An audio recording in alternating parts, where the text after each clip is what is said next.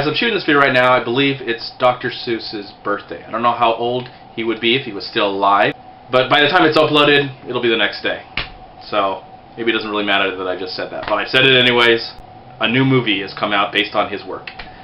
I'm not familiar with the Lorax. I don't know why. I don't know why maybe my parents told me about it. I know about all the other Dr. Seuss stories, Horton Hears a Who, and The Grinch, and Yertle the Turtle. I believe that's Dr. Seuss. Maybe we'll get the Yertle the Turtle movie soon. So I'm familiar with a lot of his work growing up, being told all those stories and reading all those books as a child. But for some reason, the Lorax, I missed it.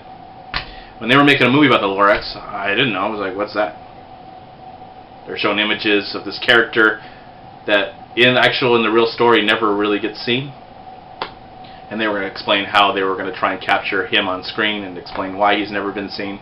I had some real high hopes to see a story about something that something that I never knew was created by Dr. Seuss. I saw the trailers and the 3D looked amazing, and the colors, all the bright lights, they seemed like they did a really good job at creating those things, so I was really excited to see the movie. Having since watched the movie, I still have those same feelings. The 3D looked really great. I had the opportunity to see it in IMAX, light, 3D.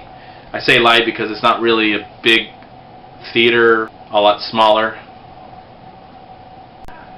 But then they started singing, and all of these songs that came out, they weren't catchy at all.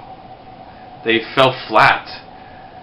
Yes, they moved the story to A to B to C, but I wasn't humming them as I was driving home. I don't even remember right now what the song was about. It was just very bland. So I think they missed the mark when it came to the songs to really pull me in. Now the story feels a little heavy-handed. I don't know how the original story was. I don't know what changes were made from the original book to the new book, but it felt really heavy-handed. Now I'm not really into politics, but some people might say that this is a really political film. It's trying to put some sort of agenda down. I could see some of that, but I didn't really care. You know, whatever. People have their opinions, and my opinion is I just don't care. I just want to be entertained. I want to sit down in the theater and I want to be entertained, whether it's spitting out some certain kind of politics against some other certain kind of politic or whatever. I hate even using the P word, but there it is. What I really wanted was a story that flowed and moved along. At about an hour and 26 minutes, the movie felt a little slow. It felt like it was taking a little too long. And it was a really short movie. There are some choices that I think maybe purists might be upset about when it's talking about the Onceler, because I believe I read somewhere that his image is never really shown. It's just hands. I could be wrong about that. I don't know. But what I do know is that this movie is good. It's not great. The animation is beautiful. The songs not so much. The colors are beautiful. The characters. Betty White probably gives off the best character performance in this film. I really liked Grandma. She was very, very funny. She was kind of pushing them along, moving along to go on to this adventure and find out what happened and why they're in this situation to begin with. I really like Betty White. All the voice work is really good.